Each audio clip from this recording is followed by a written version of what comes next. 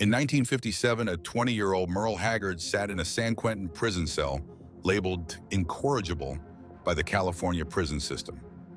Guards predicted he'd either die behind bars or return repeatedly for the rest of his life.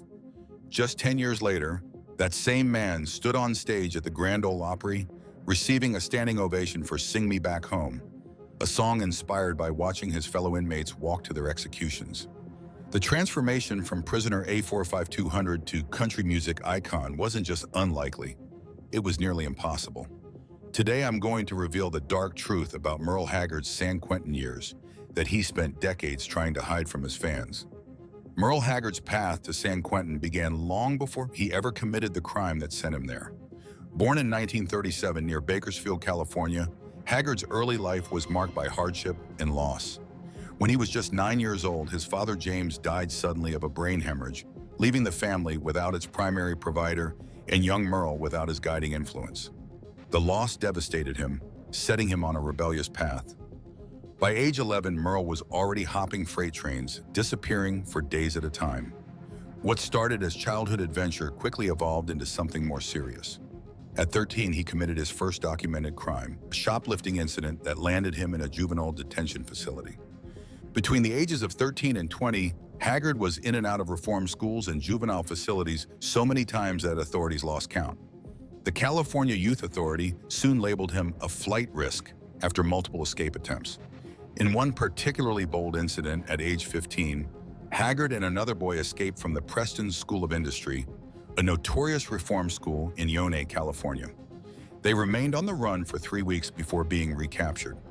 What's particularly striking about Haggard's juvenile record is the escalating nature of his crimes. What began as petty theft and truancy evolved into auto theft, burglary, and check forgery. By his late teens, he was carrying a gun during his criminal activities, a dangerous escalation that foreshadowed what was to come. Those who knew Haggard during this period describe a young man with a chip on his shoulder and a seeming inability to stay out of trouble. Yet even then, music was already a significant part of his life. Between stints in juvenile facilities, he would play in Bakersfield honky-tonks, showing the remarkable talent that would later make him famous. This duality, the gifted musician and the incorrigible criminal, defined Haggard's early years. It was as if two different futures were battling for control of his life. But in 1957, at the age of 20, Haggard would make a decision that would nearly destroy any chance of a music career before it even began. A botched robbery attempt that would send him straight to the gates of San Quentin, where he'd face the harshest punishment of his young life. In December 1957, Merle Haggard made the mistake that would change the course of his life. After a night of heavy drinking, he and a friend attempted to burglarize a Bakersfield roadhouse. What Haggard didn't realize was that the establishment was still open, with the owner inside. When they broke in, they were immediately confronted. Most burglars would have fled, but Haggard, drunk and foolish, decided to continue with the robbery.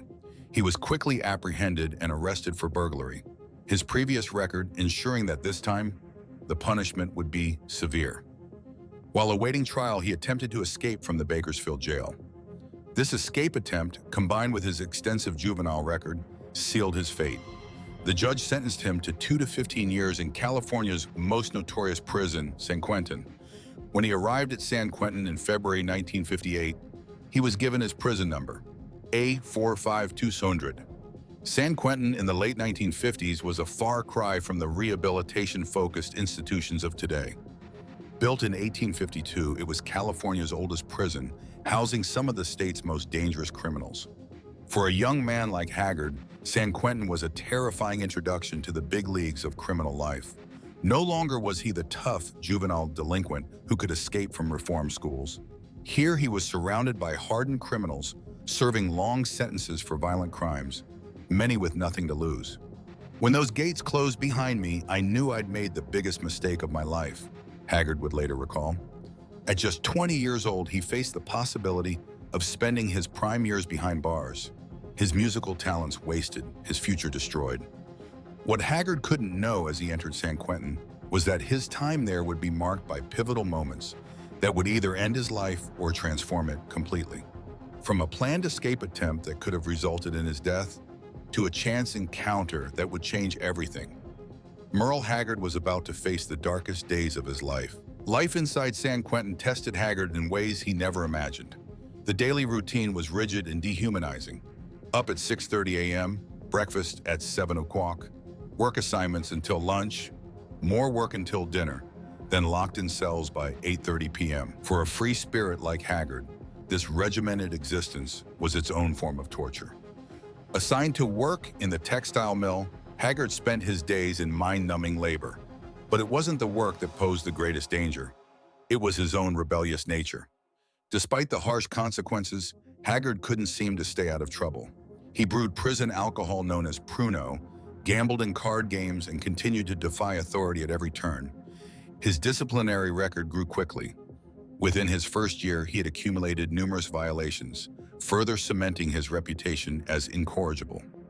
Each infraction extended his sentence, pushing his potential release date further away.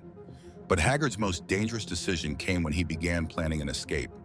In 1959, after serving just over a year, Haggard and two other inmates devised a plan to break out of San Quentin.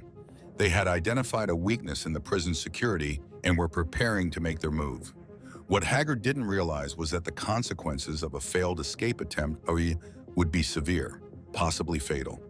San Quentin guards were authorized to shoot to kill during escape attempts, and many did so without hesitation. Had Haggard gone through with his plan, he likely would have been gunned down on the prison yard, ending his life at just 21 years old. What saved him was a stroke of luck, or perhaps fate. Just days before the planned escape, one of his co-conspirators was caught with contraband and placed in solitary confinement. The escape was postponed, and during that delay, something happened that would change Haggard's perspective entirely. Another inmate attempted a solo escape and was shot dead by tower guards.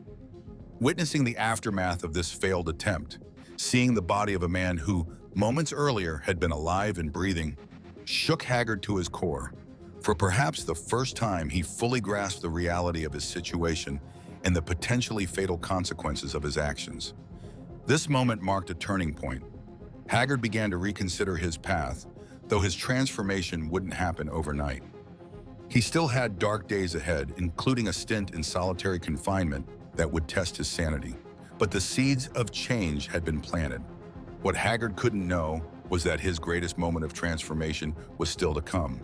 A chance encounter with a visiting musician who would show him a different path forward, one that would lead not to more prison time or an early death, but to country music immortality. On January 1st, 1959, New Year's Day at San Quentin Prison brought an unexpected visitor, Johnny Cash. Though not yet the superstar he would later become, Cash was already making waves in country music with hits like I Walk the Line and Folsom Prison Blues. Among the inmates gathered in the prison cafeteria that day was 21-year-old Merle Haggard. Sitting in the audience, prisoner A45200 watched as Cash took the stage, dressed in his signature black.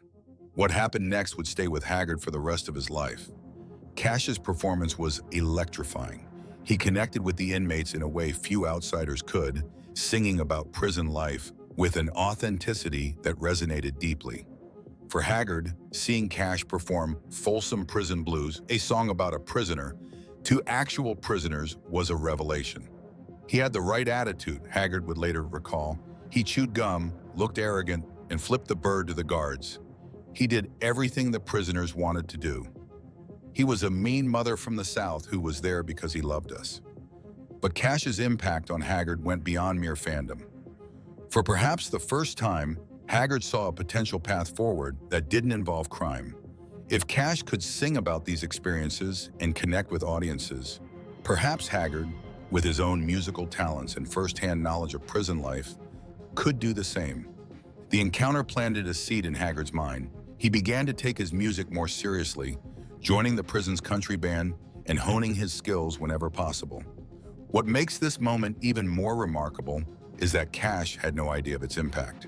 He wouldn't learn until years later that among the sea of inmates watching him that day was a young man who would become one of country music's greatest legends. The Johnny Cash concert marked the beginning of Haggard's transformation, but his path to redemption was far from complete. He still faced years behind bars, and the darkest aspects of prison life were yet to come, including his relationship with a fellow inmate whose actions may have saved Haggard from a murder charge that could have sent him to the gas chamber. Among the many dark secrets of Merle Haggard's San Quentin years, perhaps none is more troubling than the story of James "Rabbit" Kendrick. A fellow inmate and friend to Haggard, Kendrick's fate would become intertwined with Haggard's in a way that haunted the country singer for decades. Kendrick was serving time for armed robbery when he met Haggard in 1959. The two formed a bond, with Kendrick taking the younger Haggard under his wing. They played music together, with Kendrick on drums and Haggard on guitar and vocals. In late 1960, a brewing conflict between Kendrick and another inmate escalated dramatically. During a prison gambling session, an argument broke out. When it was over, the other inmate had been stabbed to death.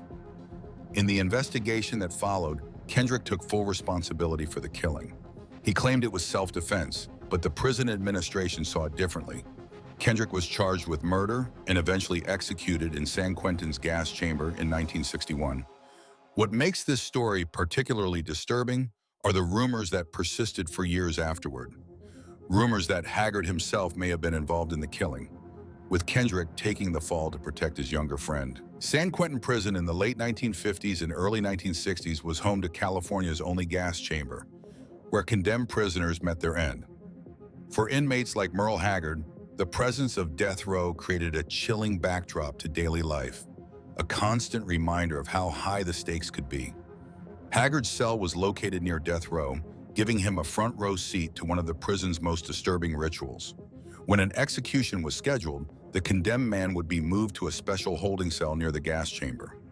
On the night before execution, a strange quiet would fall over the normally raucous cell block. What affected Haggard most deeply was witnessing the final walk, the journey a condemned prisoner would make from his cell to the gas chamber. One such prisoner was Carol Chessman, whose case had become a national sensation. Haggard witnessed Chessman's final walk to the gas chamber in May 1960, an experience that shook him profoundly. These encounters with death would later inspire one of Haggard's most powerful songs, "Sing Me Back Home," which tells the story of a prisoner's last request before execution. The authenticity in Haggard's delivery came from having witnessed these moments firsthand. By 1960, Merle Haggard had served nearly 3 years at San Quentin. His behavior had improved dramatically since his early days as an incorrigible inmate. He worked diligently at his prison jobs, stayed out of trouble, and devoted himself to music, playing in the prison's country band whenever possible. This transformation didn't go unnoticed. Prison officials began to see Haggard not as a lost cause, but as a young man with potential. The California Parole Board approved his release in 1960, determining that he had served sufficient time for his crimes. On a crisp morning in 1960, Merle Haggard walked through the gates of San Quentin as a free man. At 23 years old, he had spent nearly half his adult life behind bars. Now he faced the daunting task of rebuilding his life from scratch. The transition to freedom wasn't easy. Haggard initially returned to Bakersfield and took a series of manual labor jobs. But music remained his passion and his salvation. At night, he would play in local honky-tonks, gradually building a reputation as a talented singer and guitarist. His big break came when he met Fuzzy Owen, a local musician and producer who recognized Haggard's potential. Owen became Haggard's manager and helped him secure his first recording contract. In 1963, Haggard released his first single, "Sing a Sad Song," which achieved modest success on the country charts. For years after his release, Merle Haggard lived a double life. On stage, he was a rising country star with a distinctive voice and authentic songwriting. Off stage, he was an ex-convict haunted by his past, constantly fearing exposure. This tension created a psychological burden that Haggard carried throughout the 1960s. The breakthrough came in 1968 when Johnny Cash, the very man who had inspired Haggard during his San Quentin days, encouraged him to stop hiding his past. Cash recognized that Haggard's experiences gave him an authenticity that couldn't be manufactured. Taking this advice to heart, Haggard released "Mama Tried" in 1968, his first song to explicitly address his criminal past. Rather than rejecting Haggard for his criminal history, country music fans embraced the honesty in his music. "Mama Tried" became one of his signature hits. The following year, Haggard released "Branded Man," an even more direct examination of life as an ex-convict trying to reintegrate into society. The song resonated with listeners who had never set foot in a prison. In 1972, California Governor Ronald Reagan granted Haggard a full pardon for his crimes. This official act of forgiveness meant that legally, Haggard's slate was wiped clean. But the memories and the lessons of San Quentin remained with him, continuing to influence his music and his worldview. Merle Haggard's journey from San Quentin inmate A45200 to country music legend represents one of the most remarkable redemption stories in American popular culture. By the time of his death in 2016, Haggard had recorded 38 #1 hits, been inducted into the Country Music Hall of Fame, and received the Kennedy Center honors for his contributions to American culture. What made Haggard's music resonate so deeply with audiences was the authenticity that came from his lived experiences. When he sang about prison in Sing Me Back Home, about regret in Mama Tried, or about the working class in Workin' Man Blues, listeners heard the voice of someone who had truly been there. There was no artifice, no pretense, just raw, honest storytelling. This authenticity set Haggard apart from many of his contemporaries. While other country artists might sing about hard times, Haggard had lived them. His voice carried the weight of his experiences, giving his performances a gravitas that couldn't be imitated. In 2000, Haggard returned to San Quentin to perform for inmates, coming full circle from his days as prisoner A45200. Standing on the same stage where he had once watched Johnny Cash, Haggard told the inmates, "I'm nervous here today, but not as nervous as the last time I was here." Haggard's San Quentin years also influenced his political and social views. Having experienced the harsh realities of the criminal justice system firsthand, he often expressed empathy for those who had made mistakes and found themselves behind bars. Perhaps the most profound aspect of Haggard's legacy is how he transformed his darkest experiences into art that touched millions. The very events that could have destroyed him became the raw material for songs that will endure as long as country music is played. When we listen to Merle Haggard's music today, we're hearing more than just country classics. We're hearing the autobiography of a man who walked through fire and emerged transformed. The dark truth about Haggard's San Quentin years isn't just a footnote in his biography. It's the crucible that forged one of country music's most distinctive and authentic voices. Haggard never romanticized his criminal past. In interviews throughout his life, he was clear about the foolishness of his youthful decisions and the debt he owed to those who gave him second chances. "I was the most incorrigible child you could ever meet," he once said. "I was already on the way to prison before I realized it." What makes Haggard's story so compelling is not just that he overcame his criminal past, but that he integrated it into his art in a way that brought dignity and understanding to experiences often hidden in the shadows. When he sang about prison, about regret, about redemption, he did so with the authority of someone who had lived those realities. In the end, perhaps the most remarkable aspect of Merle Haggard's San Quentin years is not how close he came to disaster, but how completely he transcended his circumstances. From prisoner A45200 to the Kennedy Center honors, Haggard's journey reminds us that our darkest chapters need not be our defining ones.